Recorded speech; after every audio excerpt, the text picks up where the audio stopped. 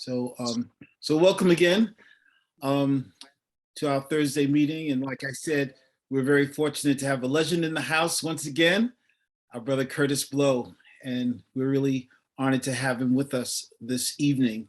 But before we get started, Derek, you have any announcements? Are there any announcements anyone wants to make before we get started, or any comments?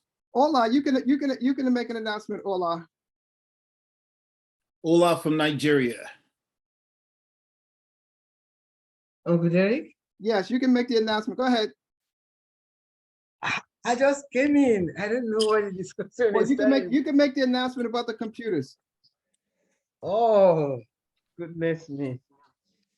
Thanks so much to the house. Sorry, I'm already in bed, to be honest, because it's midnight here already. It's a joyful thing to announce to the club that our computer donation has been approved. Whatever 25 desktop computers, 10 laptops altogether, and we have printers, we have scanners that we want to ship down to Nigeria. And this was done because of our partnership with Read Network all the way from here in Nigeria. So we want to thank the entire members and network of this club for making this happen for us. It's still a long way to go in the sense that we need to get some funding to clear it out from the donors who are giving us these computers, and Uncle Derek will share more light on that. But this is for us to establish a very good digital literacy class for the kids we work with, and it's meant for a community center where kids can also acquire multi-languages in our build-up for this capacity development for them. So for several years, we have been hoping for this kind of generosity, but we've not had a non-profit in the US that can front this for us. And I want to thank the Read Network, everyone here, that this is a huge one for us, and we did appreciate it. Going forward, Uncle Derek, you know, we are Oliver Twist in Africa. We want more. Brother Kayanta, we want more. Brother Melon, McKinney, we want more. Brother Kolia, we want more. Uncle Curtis, I want to tell you, we want more. In fact, 2023 is going to be a great year for us together. And I just share some things with Uncle Mike and Ishmael this evening.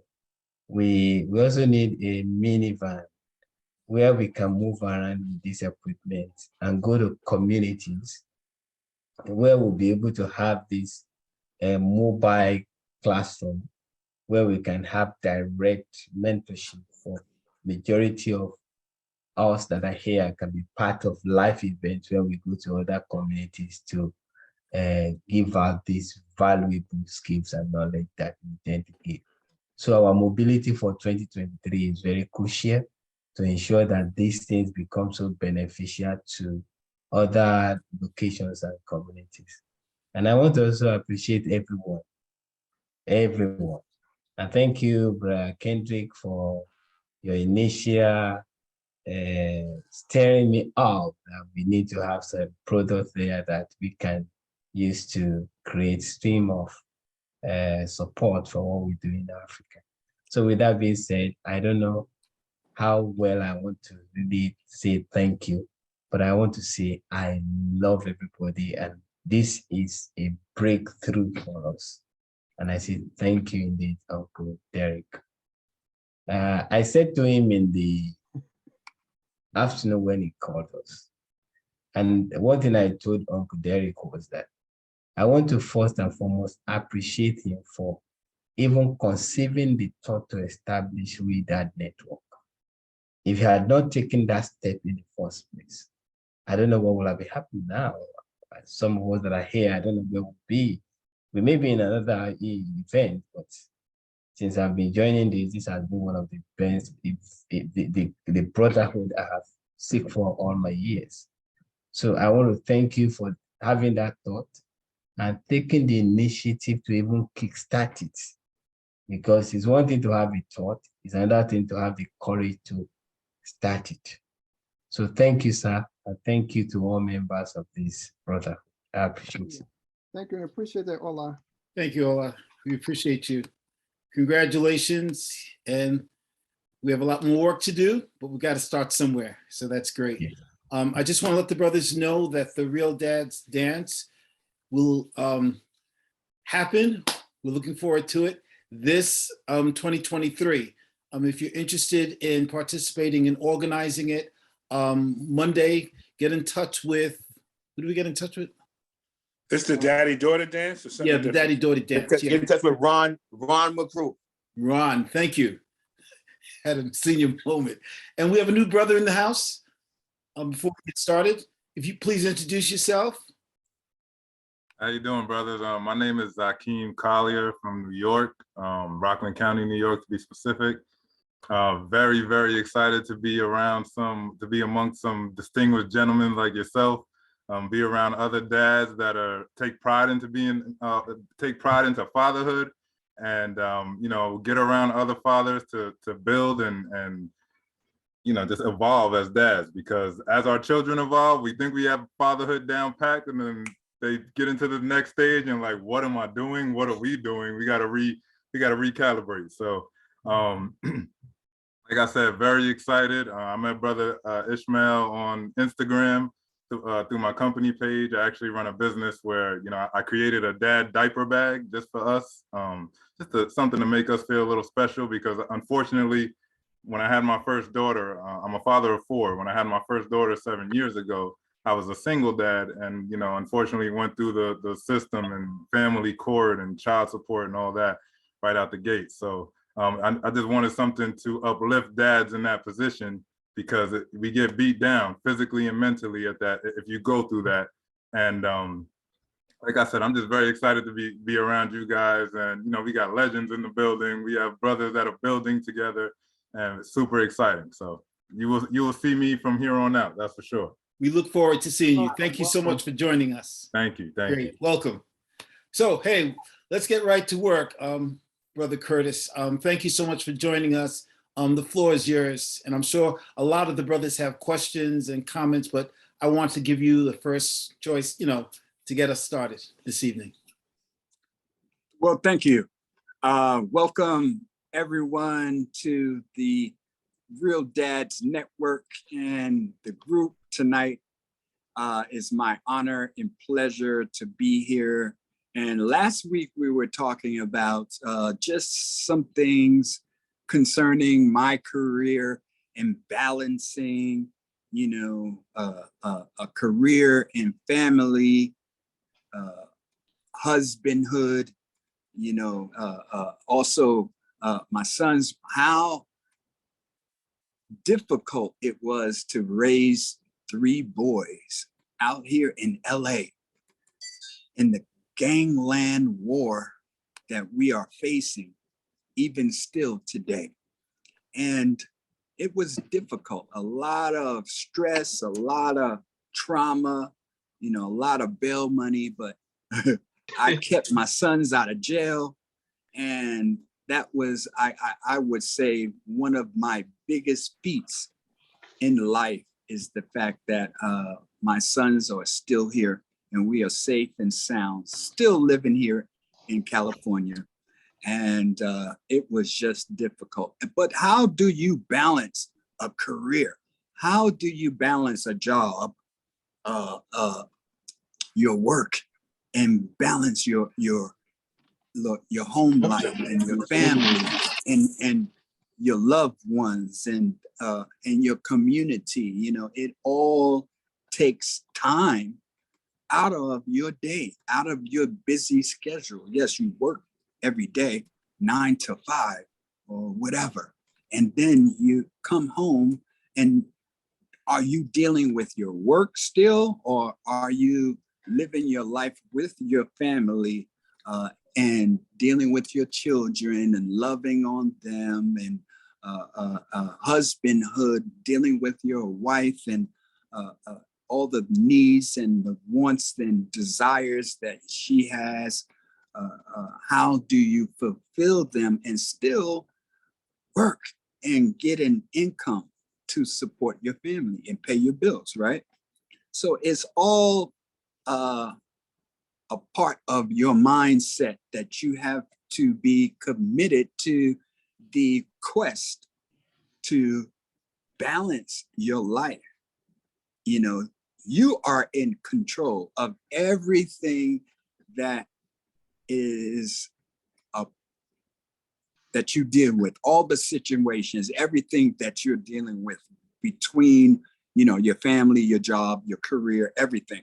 Is your mindset of having this joy that you have the opportunity to get it right. So you have to have that happiness, that joy inside. It comes from inside. And that's when you actually get the enjoyment out of life itself in dealing with the situations that you have to deal with.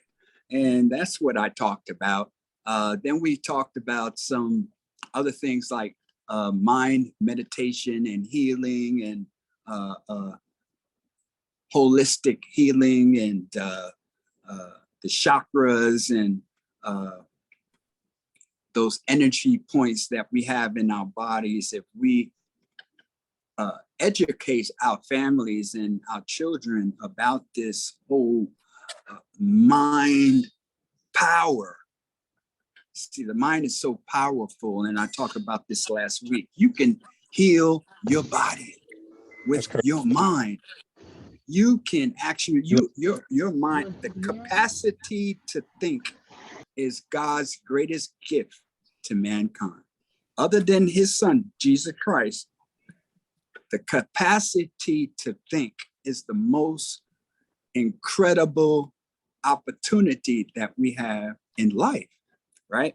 So your mind, I always go to this verse in the Bible, Proverbs chapter 18, verse 21, that says, life and death are in the power of the tongue, and those who love it shall eat its fruit. So what that means is that, you know, when what you speak is so very powerful, it will come to fruition. So when you talk death or negativity, that is what you are going to face in your life. You heard the saying, live by the gun and you die by the gun, right? So don't let those negative thoughts come into your mind so that you will speak those negative thoughts. Because after those negative words comes the negative action, right? So always have in your mind this joy, this happiness. It comes from inside. And speak love, speak positive, speak good. Always say good things to people. And this is the fruit that you will bear. I want to end by saying, you know, what you think, what you say, and then what you do should all be in harmony. Wow, you got those pearls? You got those gems, brothers? Thank you, thank you, thank you. We have anyone that would like to respond or comments? JL, look like you're ready. Go ahead. Okay. Okay. Well, first of all, man, that's a powerful word. And, you know, I was just thinking about the way that you were talking about the power of the tongue, of life and death. It kind of reminds me of parables and that sort of thing, and Christ being a parable speaker and that sort of thing. In hip hop, I've always seen hip hop artists as griots, like that poet historians that's telling the parables and that sort of thing. So my question for you is this: when did you realize your griot status? When did you realize that you were telling brothers a lot of times that were fatherless parables or stories that maybe we weren't getting because we may not have had a pops at home? When did you realize you were filling that role?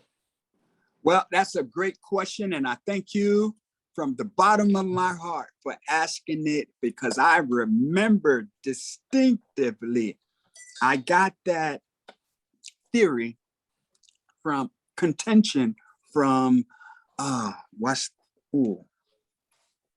DJ on WWRL. Does anyone remember that radio station? Hank Spann was the DJ. He was one of my heroes.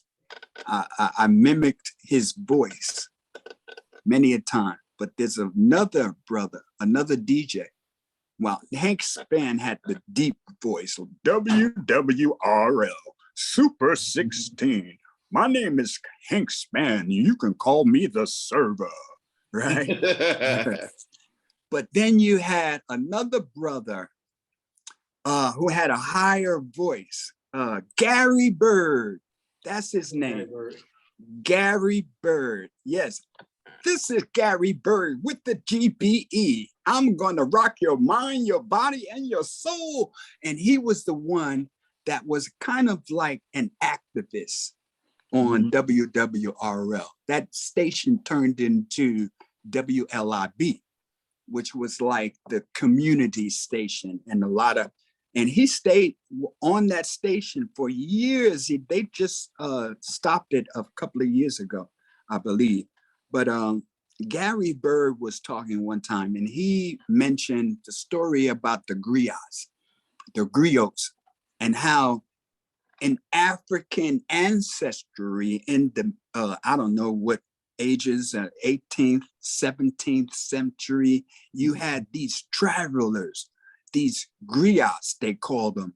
They were travelers who traveled with kungas, and they went to the edge of the town and started beating on the kungas with these funky beats, and they would start talking and actually rapping, telling stories about the travels that they had been to, the other cities, the other villages, that what's going on, the villages, across the way, across the river, right? Just telling these stories to the people, and the people would come from miles around just to hear the griot and listen to these stories. And that's how the newspapers actually got around communicating to the villagers in African history. And so that whole concept, that whole contention is what we feel the early hip hoppers were.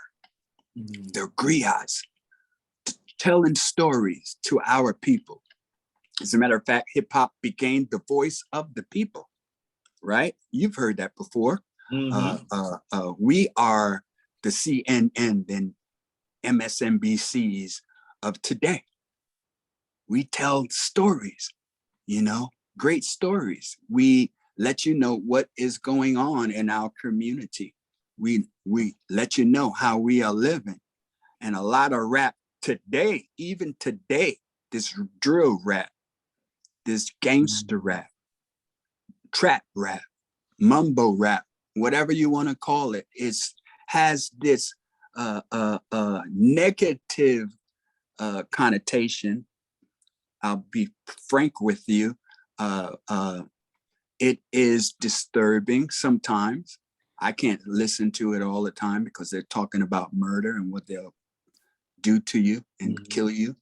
And, as far as the old school is concerned, a lot of cats my age and my peers, they don't like it, and they are upset that it has turned to this.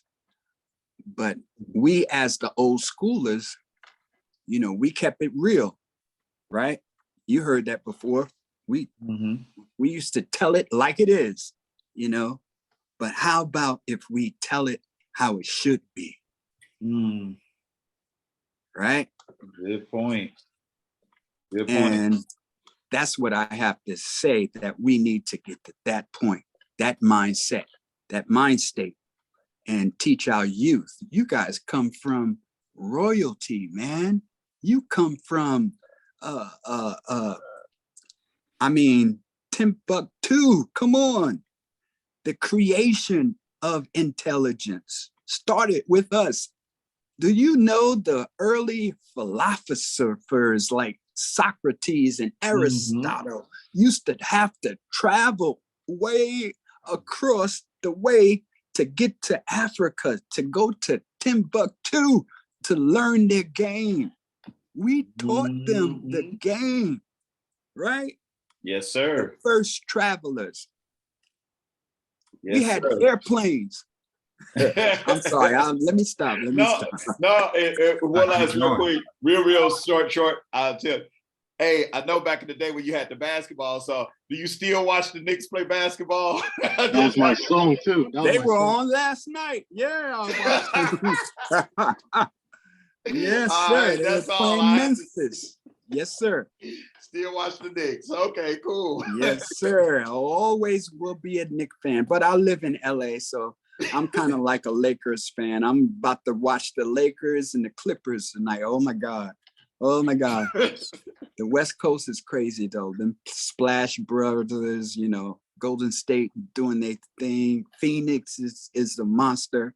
I mean, so it's lit up, but the East Coast is strong too. Yes, they are. I still love that basketball. That's my favorite sport. Yes, sir. Anyone else who want to talk next, feel free to chime in. I'm gonna chime in, Curtis.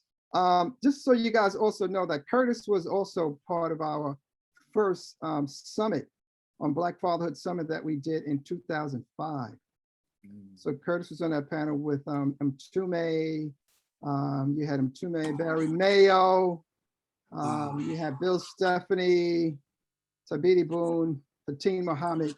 So one of the things also during that conference that we had, you were involved with the hip hop church. So can you talk about, you know, your passion to really develop that hip hop church? How did that come about? The hip hop church, man, what a blessing.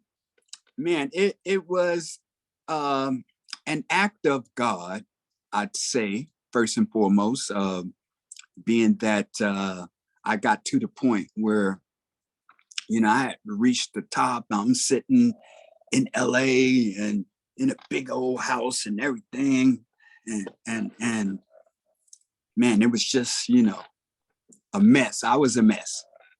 And I started to pick up the Bible one day, and I read these stories in the Old Testament, and it turned me out, man. I was like, oh my God, I found out I had an old soul.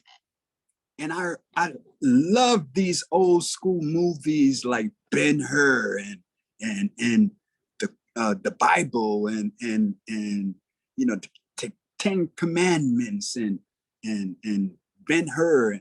And I was reading all these stories are in the Bible. And I'm like, oh my God, this is incredible. And I'm reading these stories. I got interested and I read the whole Bible, right? Went through it became a mission.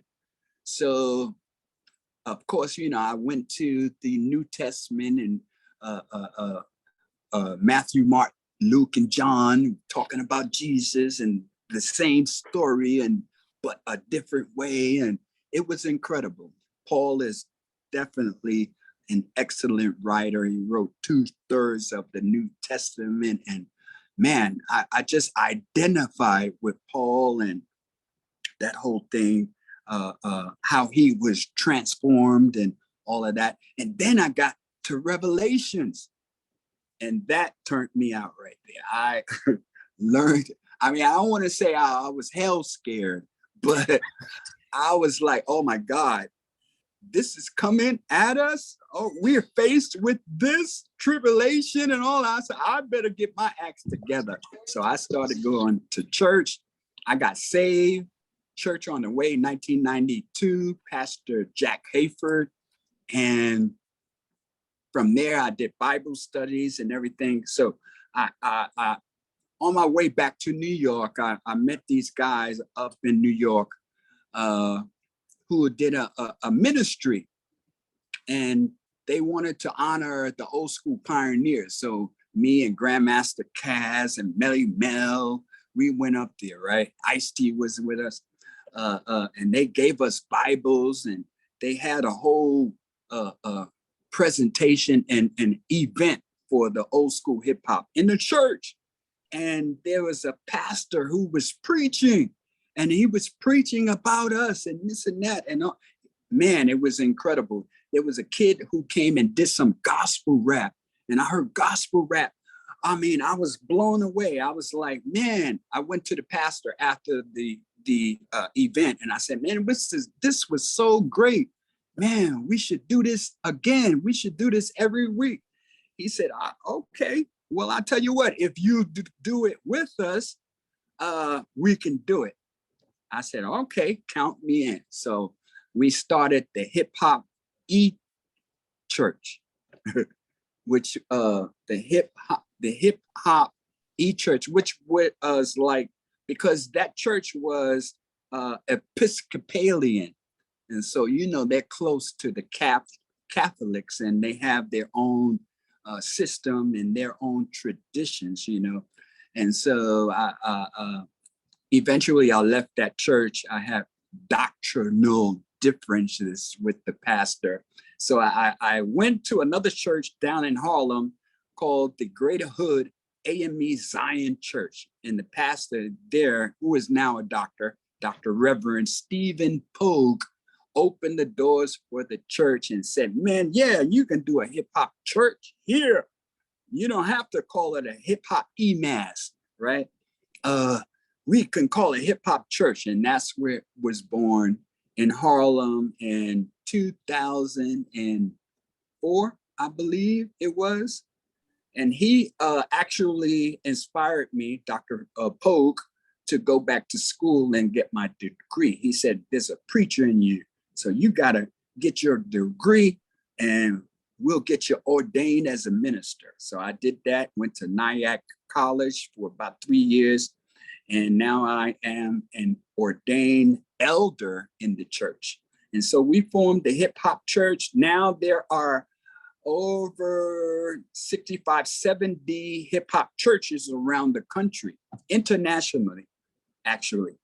And I'm involved. I communicate with a lot of them around and travel and sort of like an apostle to go and support the church and support the endeavor. So I tell you, the basic concept and the theme of the hip hop church is that we use hip hop as the presenter. The presentation is hip hop, but what we are presenting, Jesus is in the center of that presentation. So many people will come to the church looking for Kurtis Blow or looking for hip hop, and they leave with Jesus. So that's our mission. Amen. Wow, powerful, powerful. So how are things going now at the church? Like, did it go online during the pandemic, or what was the effects of the pandemic? Yeah, well, we shut down for the pandemic, and we're getting ready to start back up virtually in January 2023. Nice. But you still can go, the church is still open, Greater Hood Memorial AME Zion Church, on 146 between Adam Clayton Powell and Malcolm X. I know those as 7th and Lenox. All right, so it's there, 146th Street. They're still open Sundays. They're there 11 and 1 o'clock. That's awesome. Matthew, Keith. Yeah, this is Keith. Good evening. So, yeah, Kurtis, I just wanted to ask you your thoughts, just being, in line with what you mentioned, the church, and you mentioned hip hop originally starting out to be the voice of the people. Lately in the press, there's been a lot about Ye's comments around how, Jews having a real high stake, a large stake in hip hop. And I just wanted to get your thoughts on that in terms of like how it went from like being the voice of the people. And if you feel like there's been, if you feel like maybe, certain outsiders have sort of changed that message, and, just your thoughts around maybe some of the latest news with Ye, and any, if you find any truth, any of that resonates with you? Kanye is very controversial right now. He has a lot of people out there who do not like him. A lot of people who want to end his career, or let's say shut him down from his communication endeavors, right? It's really controversial. I really would not like to get into a racial thing, because, I am a part of the United Coalition for Humanity, which is an organization out there trying to spread the love for humanity, and that's everyone involved. But I understand what Kanye is saying. When you talk about hip hop and you reach to the top, the people who control it, the people who are making all of the money are just a few people, and the ones who are the creators of this culture, they just get a small percentage, but most of the money is made by other people. And Kanye is right in that sense, and we should all join together. I think we should all unite and make an attempt to control and own the ownership. Very important. IP, intellectual properties, is so very important.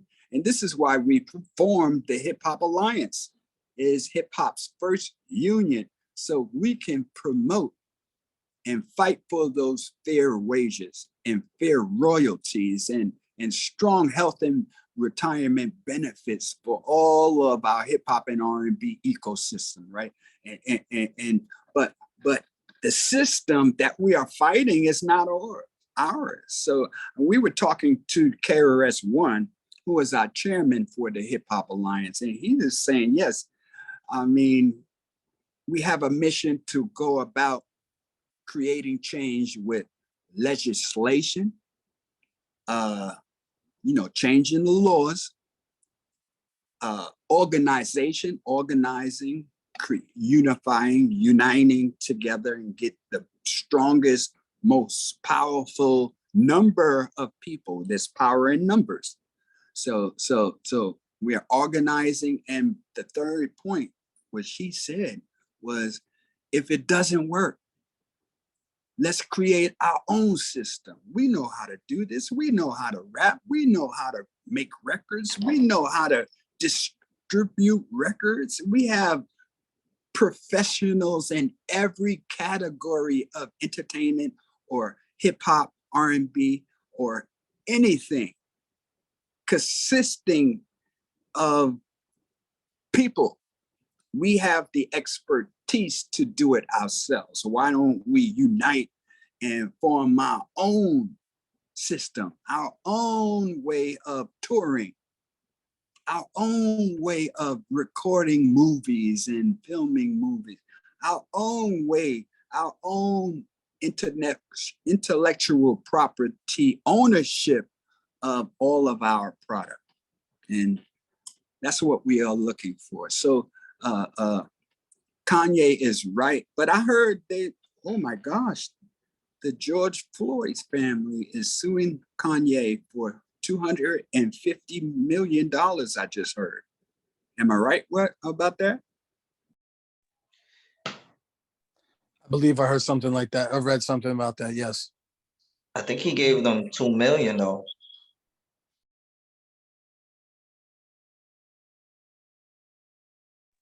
Oh yeah, he settled out of court. No, he gave them money prior to, he donated, I believe, to George Floyd's daughter's college fund. Yeah. But now the litigation that's going to court is the same thing that Alex Jones went to court for what he said about the victims of Sandy Hook. And then the same thing that, I don't know if y'all remember, not too long ago, the young boy, I believe his name was Nick Salmon. He sued CNN for defamation. So the family's doing the same thing with Kanye West in regards to the fact that not only does he have a big platform, but he has an audience that follows him. So when he said that he didn't die of asphyxiation, that he died of fentanyl, they're suing, and more than likely, I don't know if they're going to win or not, but they're going to use the autopsy records, which a lot of people have commented on but may not have read. Both autopsy records say the exact same. They say that he died of asphyxiation, but they also list fentanyl and other things as causes, because often when it comes to autopsy reports, they list, it's not just one cause, so they list a multitude of things. And so they'll just have to wait and see what happens when he's in court. Yeah. We got to keep our ears and eyes open and just see what is going to happen.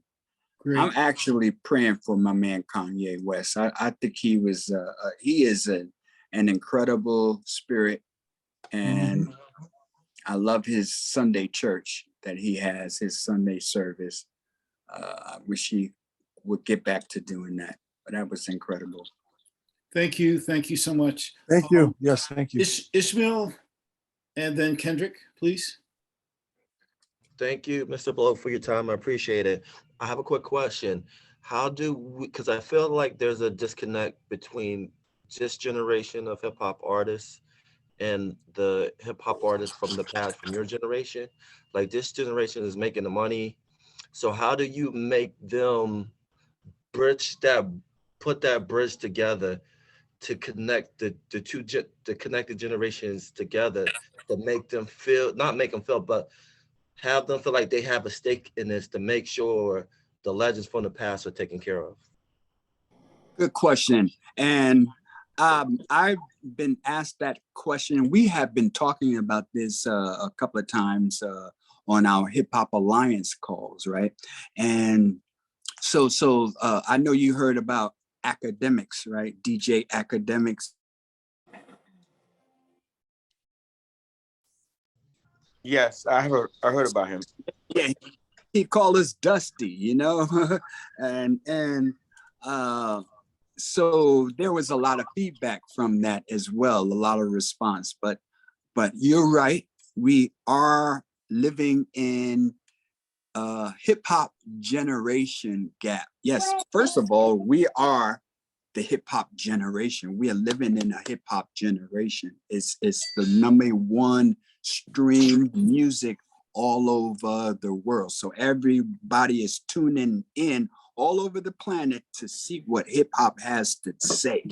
And so now we have this guy, DJ Academics, who has, 5 million followers on his Instagram or YouTube channel. And he's media. He's like the Vlad TV of hip hop. Well, he's claiming to be, or trying to be. And so he said this thing, and it just rubbed a lot of people the wrong way. And a lot of people commented on it, like Russell Simmons, LL Cool J, and then I heard something from the Zulu Nation as well. So this generation gap is apparent, definitely a part of the culture of hip hop. Of course, man, I mean, I'm 63 years old, but you have rappers out there who's 14, 15 years old, right? So this is a generation gap. So how do you bridge the gap? The only way to bridge the gap is with love. Love-ism, that mind state. We have to show love to each other. I mean, every time when I met Eminem, you know what I mean? It was a great conversation. It was nothing but love. When people meet you in person, they show love. If they don't, I just chalk it up to their ignorance, or maybe they just don't know who I am. Google me, all right? But, basically, if we show love to each other, and I'm talking about my peers, the old schoolers, need to reach out to the young people and tell them that we love them first. This will get their ear to hear. Then you can go from there and create a relationship. It's going to take patience and time, but create a relationship, and then you'll know the time, because they'll ask you, man, am I doing anything wrong? What do you think about this? And then that's when you can give your opinion, but it has to be in love. You have to tell the truth in love. That's the only way it's going to work. They're going to fight you. They're going to alienate you. If you go out, I did that back in when gangster rap started. I was like, man, this is crazy. How could y'all do this and messing up this thing I've created and blah, blah, blah, blah, blah. And people just called me a hater on the sideline. And I read that, and I read my responses and my quotes and all that hateration I was saying, and I just look ugly. You know what I mean? It made me say like, oh, and so I stopped doing that. Now I just show love, and if I get the opportunity, when I see the chance that I can say, man, you can do so much better. You can the world is yours right now. The future, our future, is in your hands right now. And you come from royalty. You come from the greatest kings ever. Kings and queens that ruled this earth, and we can do it again. With hip hop, you have the power, the opportunity to change the world. We did it. We did it already. We can do it again. It's no problem. We're the #1 stream music in the world. Everybody is listening, tuning in to hear what you gotta say. That's powerful. So, Thank you so much, Brother Kurtis. Kendrick, and then Ishmael. I'm gonna try to be brief. Again, the first thing I kind of want to address, just from a therapeutic standpoint, I want you guys to take into consideration, if you do know and if you don't, Kanye West has a mental illness. I think we lose sight of that because we have so many expectations from people who have money. But at the end of the day, I want you guys to remember that Kanye is a diagnosed bipolar. He's bipolar and he has schizophrenia. You don't take the medication. What he's doing is what transpires. And if you think about how this thing has descended or gone the route that it's gone, when his mom passed, he went into a frenzy. Virgil just passed. It got worse. Like I know Virgil, and I spent some time with Kanye. Kanye has a mental illness. So at the end of it, I think we need to take into consideration what our expectations are, and personally, what our interpretations are of someone suffering from a mental illness. If we were in a room with someone who had schizophrenia and we were made aware of it, those schizophrenic responses and Tourette syndrome, a lot of those conditions, we expect them to do what they do because we're familiar with the condition. So we have to understand that Kanye has a mental condition that we probably serve ourselves to understand what the construct is, not to justify what he does, but to understand what he's experiencing, what he's doing, what you're seeing when you're observing him. Just some food for thought, because I think all of the folks who are jumping on the bandwagon and wanting to do him in because it's popular and they think they're going to benefit from it, I think it's asinine. And I think that if God forbid something happens to him, everybody's disposition is going to change. Oh my God, poor Kanye, this is the other. We saw Whitney, we saw all of these folks, DMX, spiral out of control in the midst of people who were well aware, and we knew that they had challenges like alcoholism, drug addictions, all of that. So we can't be surprised at the end if we sat there and watched and were entertained by the lead-in. Another aspect, again, I'm just going to toss this out here for folks to consider. Jews aren't Semites. That's all I'm going to say. We don't have to have a lengthy conversation about it. There are brothers on here who are Greeks. You understand that because that's a part of your indoctrination into the organization. Greeks are not Semites. But when you take something and you constantly, if you tell a child they're stupid long enough, they're going to believe it. So we keep, every time something happens, we allow the broader society to say, oh, anti-Semitism, anti-Semitism, anti-Semitism. Jews aren't Semites. That's all I'm going to say. You can do the research. Whatever you come up with is what you come up with. Start with the Khazars. That's what I would say. Bam. There you go. Again, we don't have to delve, but that's what I'm saying. Like, it's there. So from that, I'll say, we as readily as we're prepared to immerse ourselves in these sensational aspects, I want us to consider for a second the last time we had a conversation about Chicago. At this particular point, more young Black men have died in Chicago than every single war this country's been involved in. We don't even talk about it. We don't, Black men. But we get mad when someone makes a quote unquote anti-Semitic comment. At the end of the day, Kanye repeated something that someone said, wrong all day, because we know what we were made to understand how George Floyd died, and we watched it. But just like Paul said earlier, there were what they call sustaining and contributing factors, okay?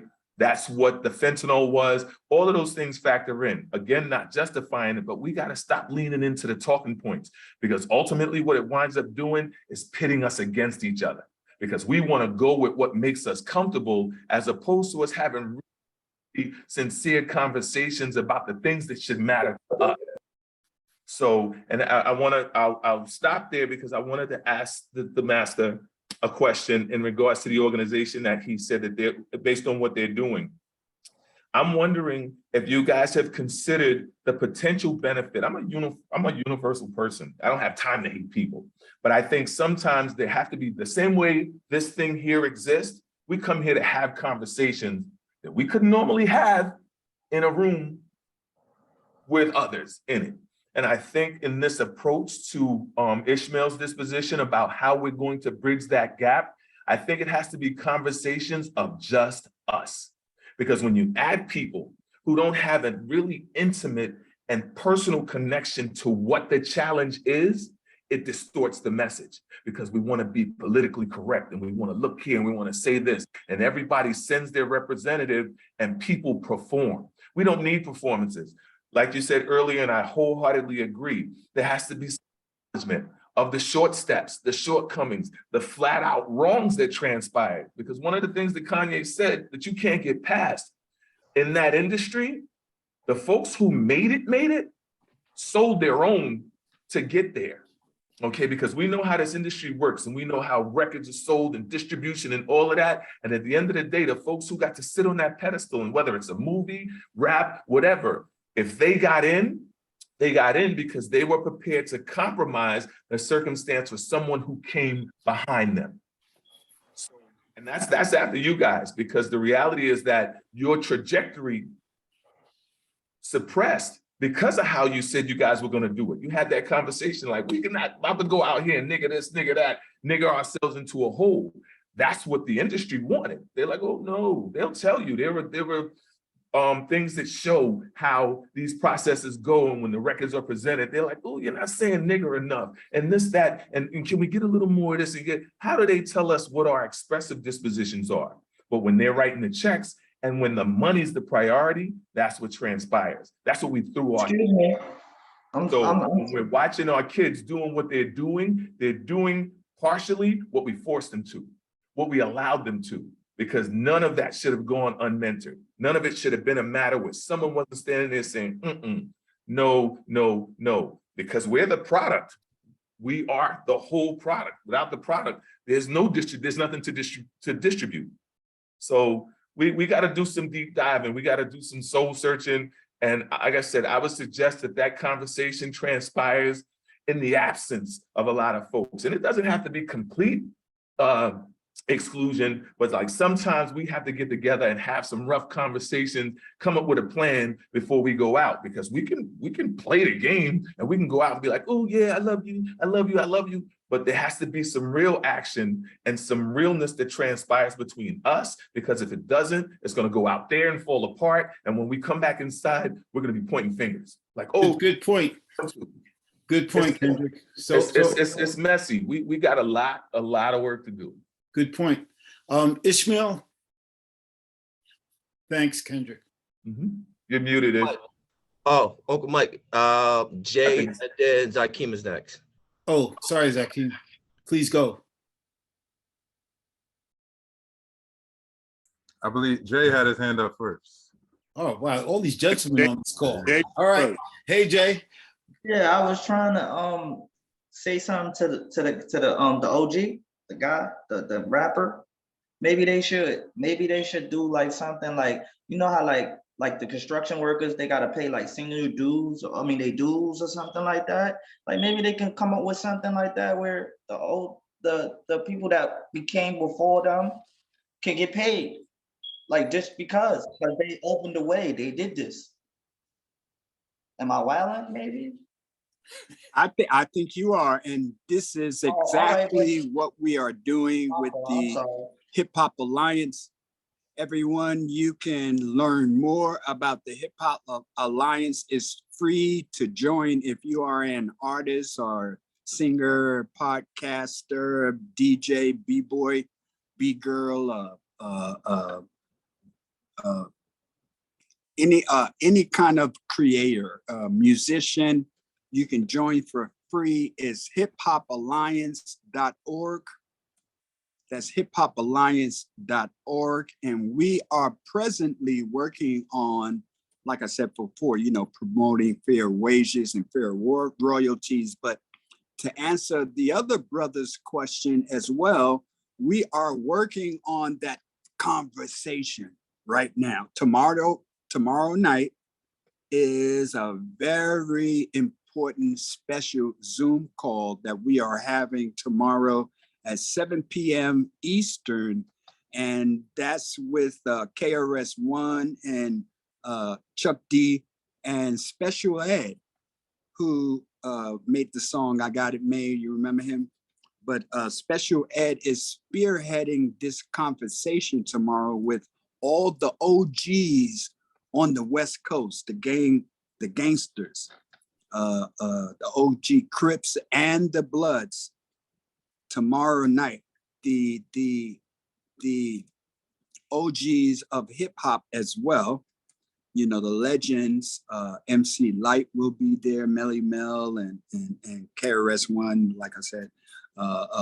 And we're all going to unite tomorrow night to start this conversation about what we can do to help our youth stop the violence between each other, between us, and of course, the violence that is being injected into their communities and their lives.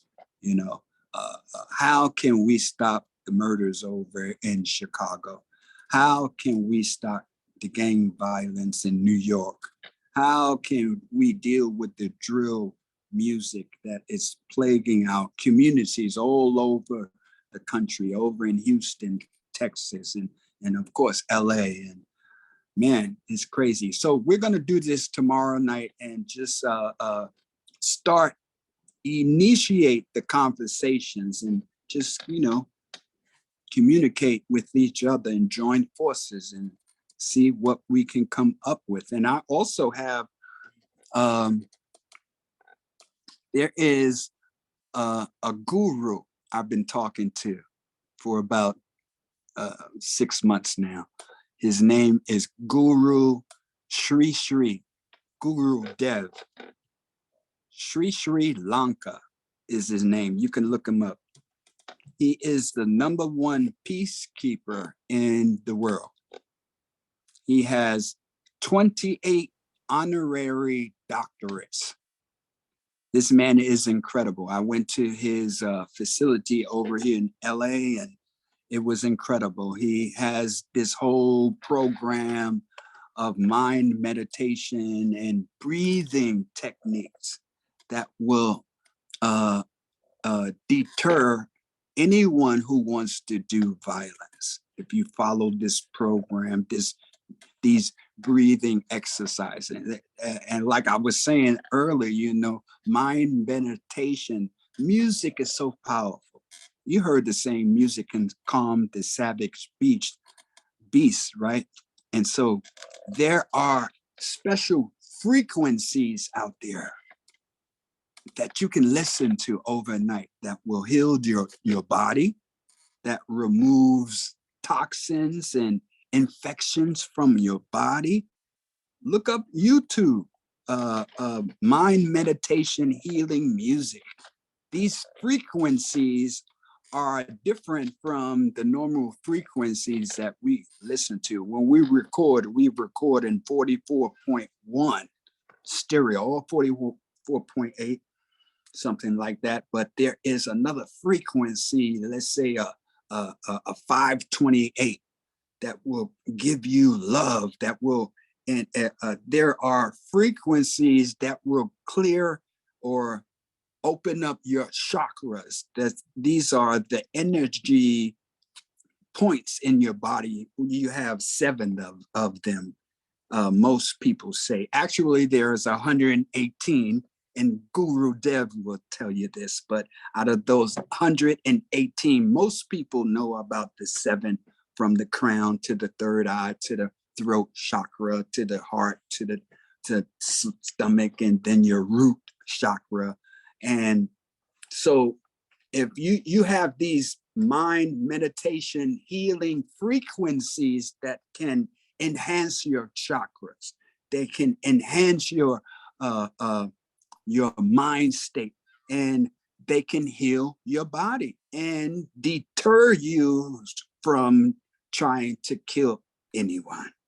And I would love to bring the guru on the line at some point in time and let him speak to us, because he is an incredible spirit and entity that I feel that could be one of the pathways that we take to deter our youth from killing each other.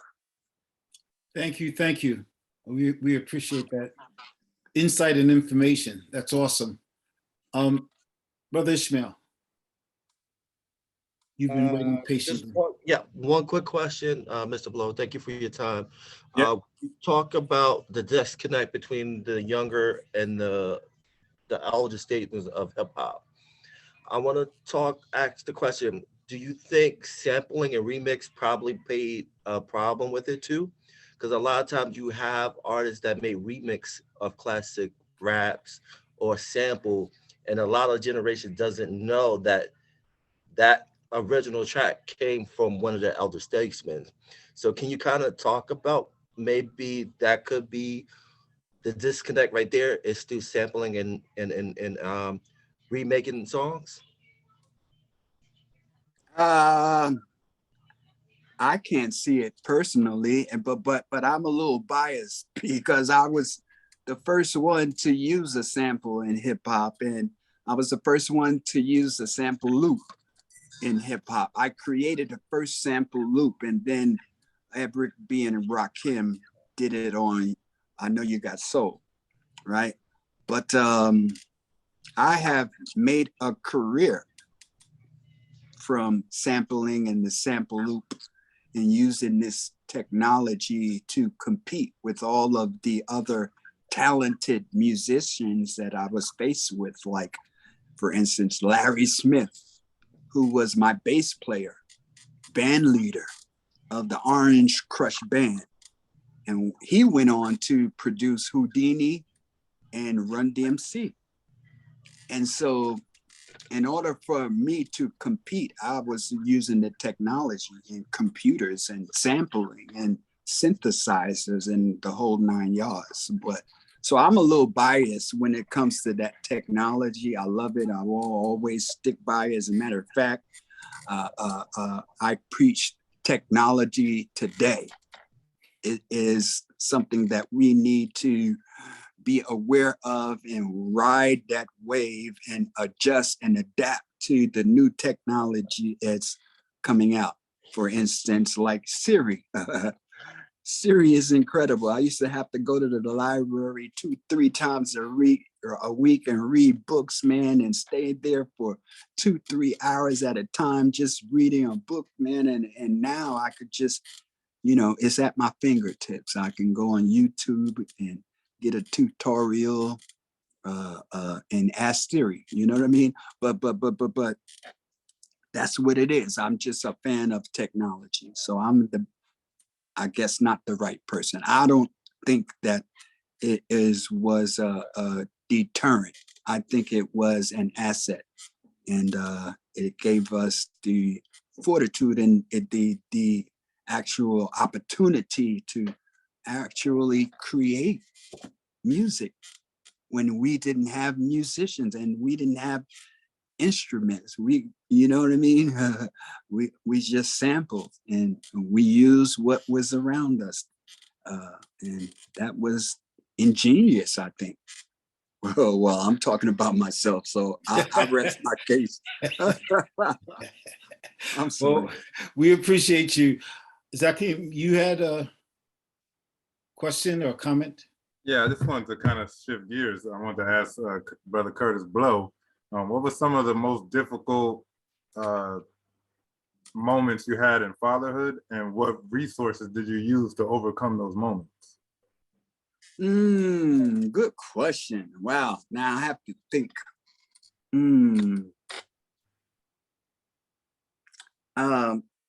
I had a lot of difficult moments with my family and my sons and my wife, even just being an entertainer, and balancing the career and not having the time to spend with my kids. Man, that was so much of a difficult moment for me, because I was like, I was the school driver.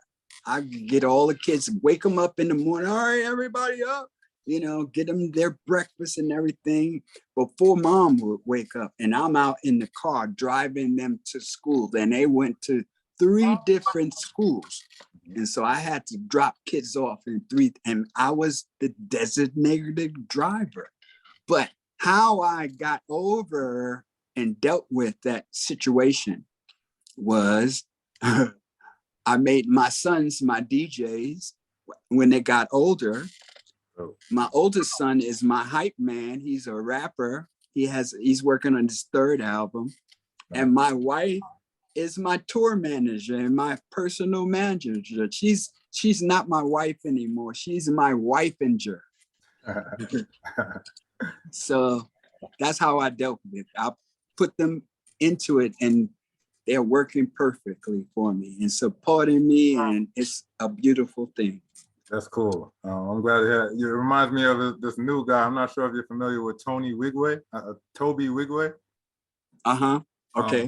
He raps with his wife on most of his songs. And he Right. he has 3 little children. He brings them out on stage. They're in all his music videos and all that. So that's pretty cool. Right. It's all about the family. You know what I mean? All right, you got a career. All right, let's go. Yeah, that's dope. Thank you. Marlon. Brother Kurtis, it's great to see you again.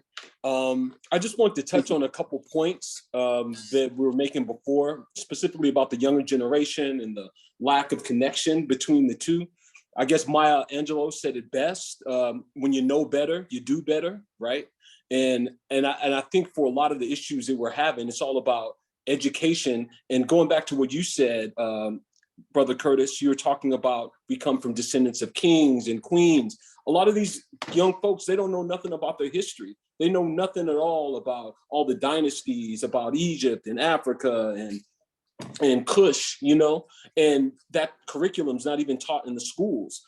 So that's why we have a generation that's lost, not to even mention just go into the whole crack epidemic. You know, a lot of us grew up through that and destroyed, plus, you know, mass incarceration of Black men. I mean, the list can go on and on and on.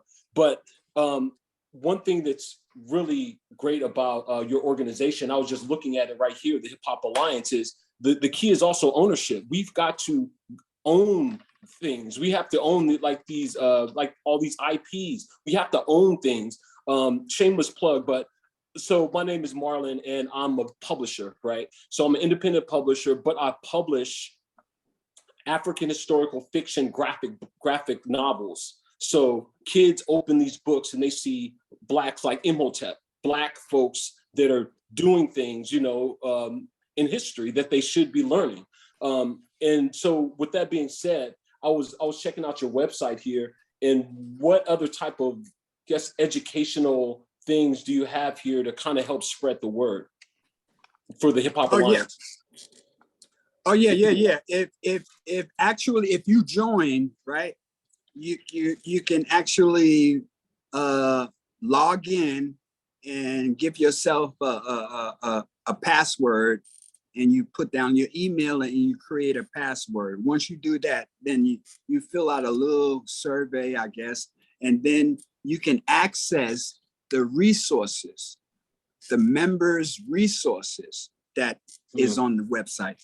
And once you go there, you'll see all the education modules that we have, from copyrights to trademarks to publishing to, you know, dealing with your manager, dealing with your record company, and how do you stream your music? How do you, you know, get a NFT done? You know, the Web3 and the future, you know, the metaverse and all that is there. You know, you have all kinds of information, and you can also contact us for any direct questions that you have as well. So that's great. All the information is there. We have a lot of information, and we're constantly working on it. We are going to do a conference on November the 7th. KRS-One is going to do it from London. He'll be in London. And so we're going to have this conference where he's going to talk for like 4 hours and answer all the questions from our members. We have about 3,000 members so far. And so everyone is going to be there with this panel discussion and ask questions about what they need in their journey of their careers. So that's what we're doing. Nice. That's great. You're welcome. Thank you. Great. So, Brother Kurtis, you know, it's been a pleasure to have you here. And I see those beautiful plaques behind you. If you could just share one of your surreal moments, a moment that was like, wow, in your career with us this evening. And then I'm going to close out. If any brothers didn't get a chance to make a comment or express their gratitude to Brother Kurtis, we're going to close out with that. So, Brother Kurtis, some surreal moment or? Well, let's go with the breaks right here. So, as you guys know, or you may not know, that the breaks was the very first certified gold record for hip hop. So I have the first plaque. That's my claim to fame, sort of, right? But I also was the first rapper to play at Madison Square Garden, right? As 1981, I believe, or 80. Madison Square Garden sold out. I was on tour with the Commodores, right? All platinum tour. Incredible. Like over 120 cities around the country. So here we come. We're coming to New York. And we get close to the date. And so the promoters came to me and asked me, you know, hey, we're thinking about adding this artist to the show in New York because, you know, is getting close and we need to sell tickets. And what do you think? We are not selling that many tickets right now. So we want to put this artist, his name is Bob Marley. Have you ever heard of him? I said, sure, I heard, yeah, add him right away. They added Bob Marley to the show. We sold out 5 minutes later, right? They added another show. We sold out in 15 minutes later. They added a third show. The third show sold out. 3 nights in New York. I'm playing with the Commodores, opening up, and Bob Marley is going after me. I'm 19, right? And so here I am backstage, and everyone's talking about the breaks. The breaks that just went gold, right? And so we're all celebrating. I'm backstage with Sarah Dash, rest in peace, on my right side, and Bernadette Standis. I think that's her name. Remember from Good Times? Good job. Yeah, Good Times, right? The girl, she was beautiful, right? And so I'm standing next to these beautiful ladies, right? And so here comes a crowd of people on my left. I'm seeing they coming down the aisle of the garden backstage. It's a whole big crowd of people walking slow towards us, right? And I'm looking, and they come right in front of us, right? And the crowd opens up, and I see it's Bob Marley in the middle of the crowd. He comes up straight to me and puts out his hand and says, and shakes my hand. And he says, Kurtis, I like your stuff. He shakes my hand and goes back in the crowd. The crowd closes up and they keep walking to the right. I said, oh my God, did you say that? I'm nudging Bernadette and Sarah Dash. Oh my God, right? That was a great moment. That was his last show too. His last show. He died about 3 months later. Wow. Bob Marley, rest in peace. I love him. I love him for life. Wow, thank you so much for sharing. That is so powerful. Yeah, crazy. Thank you. I just want to thank the legend and pioneer, Mr. Kurtis Blow, for 2 weeks in a row being with the Real Dads Network. I appreciate you. I'm a big hip hop fan. And I also, a lot of people don't know this, I've been DJing since college, undergrad. And you know, I love, you know, I'm biased. I play old school a lot, you know, whenever I do stuff. But I remember in elementary school, man, getting ready in the morning and hearing AJ coming on, getting ready for school before I walked out the house, you know what I mean? So there's a lot of memories, and I just wish, you know, during the time when we were raised, it could go back to that, where it was safer, you know what I mean? Right. It was a good You know, time. Yeah. You know, your mom I agree. closing your face, make sure you don't got nothing in your eyes, and brushing your hair. You know what I mean? So, but thank you for being here. You're welcome. Thank you. Thank you. Thank for you. Representing. Anyone else want to express their gratitude or a comment before we close out? We're winding down. Yes, Joaquin, please. Hey, what's up, brothers? What's up, Kurt? Oh, man. Hey. Thanks What for up, being what here, up? brother. Appreciate All it. 2 things you said. One thing you was talking about, drinking water, man, in the beginning, right? And I've been drinking this, right? But I've been filling it up with ice. And so I haven't really been getting, because it stays cold all day. So I haven't really been getting a lot of water intake. So it came to me the other day in my sleep. Forget about the ice. You'll be able to drink more water. So now I'm drinking the right amount of water. And man, I feel the difference like crazy. Like room temperature, right? Yes, room temperature. I'm drinking like 2 to 3 of these a day, easy. And I feel the difference in my body. Yep, But, you know, go ahead. No, go ahead, brother. Go ahead. Well, you know, the one thing we need to do, because most Americans, they have ice. When you go to a restaurant, they give you a glass of ice. It's normal culture for America. But when you go to Europe, it's not so, right? Because they know ice makes your drink cold, and that cold drink going down into your system will make it more difficult for your food to digest. And that's the problem. This is why most Japanese people or Asians, they drink tea after a meal, a hot drink that will help your food digest. But carry on, you can go. Yeah, so it's made a amazing difference. And I heard you talk about which is so powerful about the mind and and what we speak and the power of the words and everything.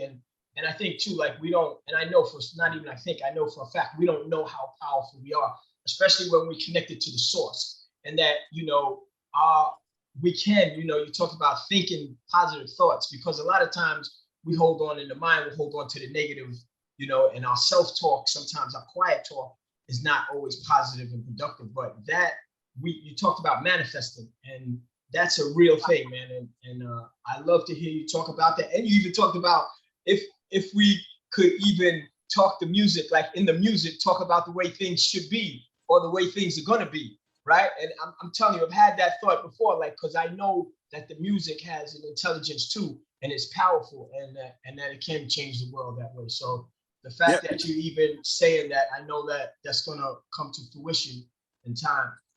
And the other thing is this journey on the, this past couple of years, I've been in a journey in my body because I had the high blood pressure.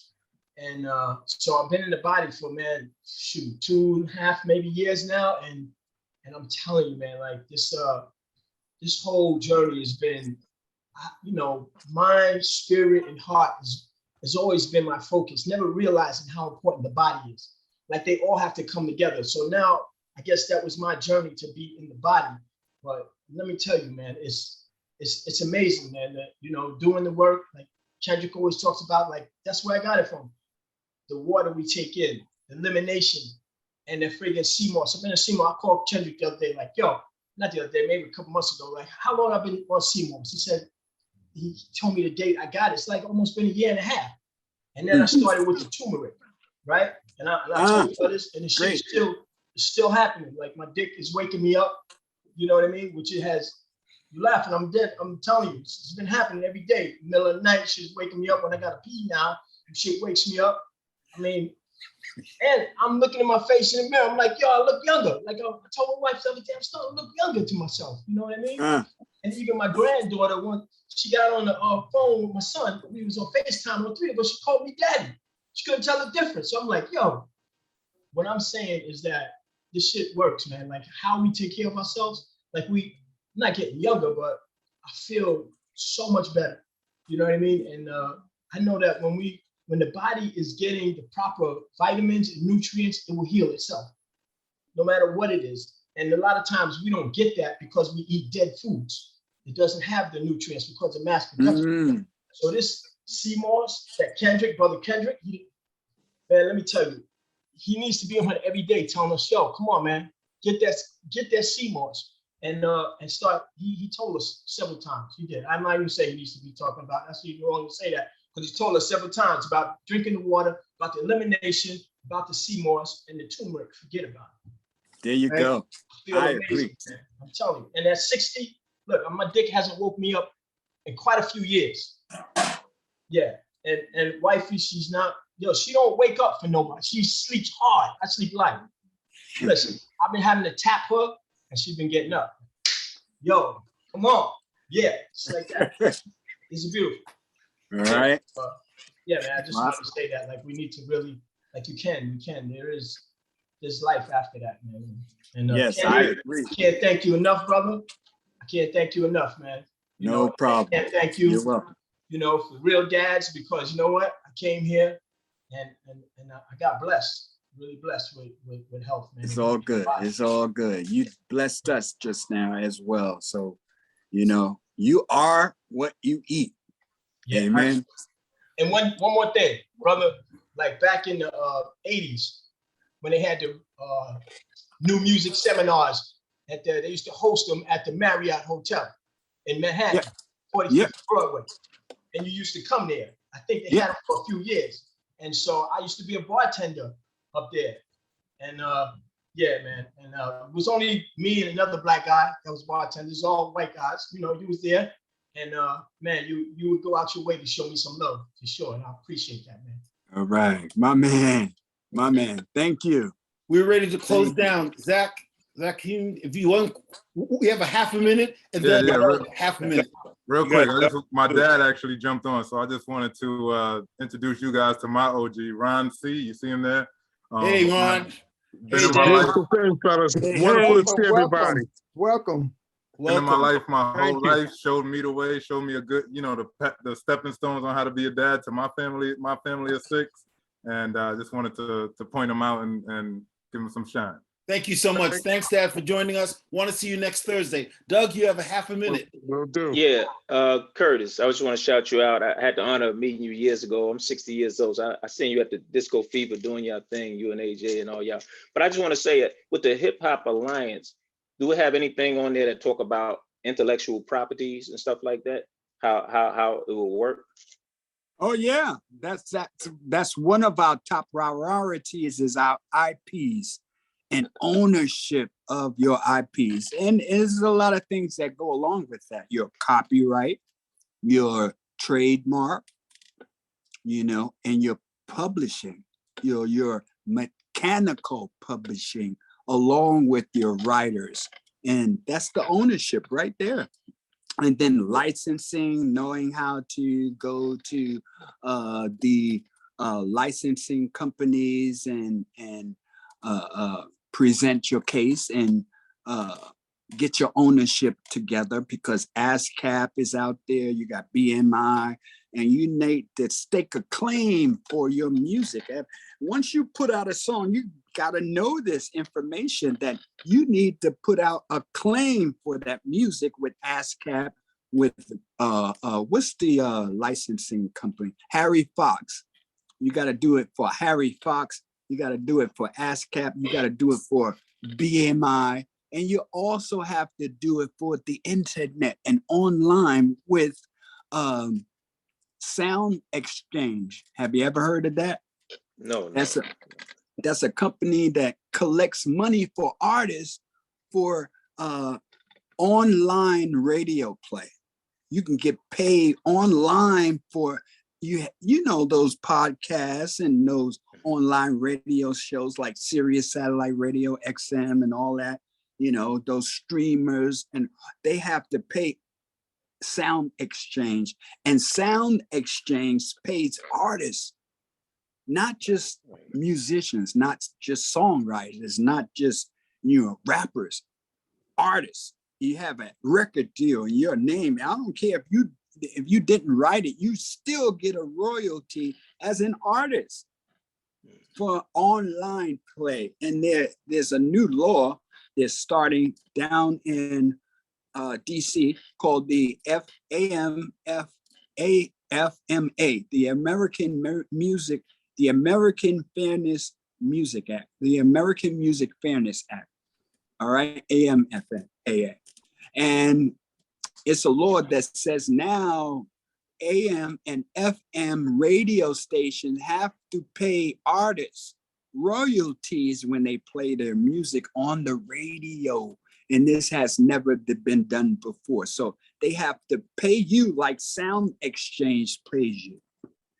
And that's incredible. This is a new law. So these are the things that we are presenting on the website that you can read about and find out about, that IP ownership. All of that is involved in case together. Well, thank you. I'm definitely going to tune in today. Well, Brother Joseph. Can I say one more thing? Brother Kurtis. I should have said, I'm 60 years old. That's why I'm so excited about what's happening. You know what I mean? Because I'm 60. So maybe I'm talking to the older brothers. I know the young brothers, but yeah. So that's why. No, don't look it. That's a C-Mark. That's a C-Mark, man. I'm telling you. Well, Joaquin, thank you. Thank you so much. Look great. So, Brother Kurtis, we cannot thank you enough. We honor you. We appreciate you. And this has been an incredible time that we had with you. And thanks for all the gems that you dropped. It's been no worries. Information. Thank you. No worries. My pleasure. I love you guys, man. Let's do it. Fatherhood for life. All right. Yes. Thank you, brother. Thank you, man. Thank you. Thank you. Thank you, brother. Thank you. Everyone have a good night. Enjoy the rest of the week. Everyone. Love you, brothers. Thank you. Thank you, Love brother. you. Be safe. Good night, y'all, too. Pastor Manny's headed to the pulpit. He done made a transition. He about to go put the word out. Switch it up.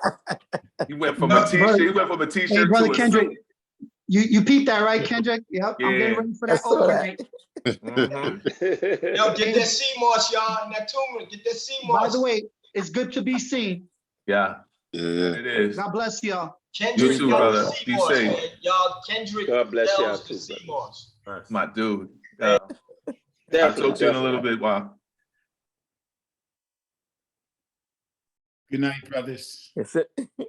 Thanks, Ron, for joining us. Good night. This was a pleasure. Thank you very much. All right. Take care. All right. You do the same. All right.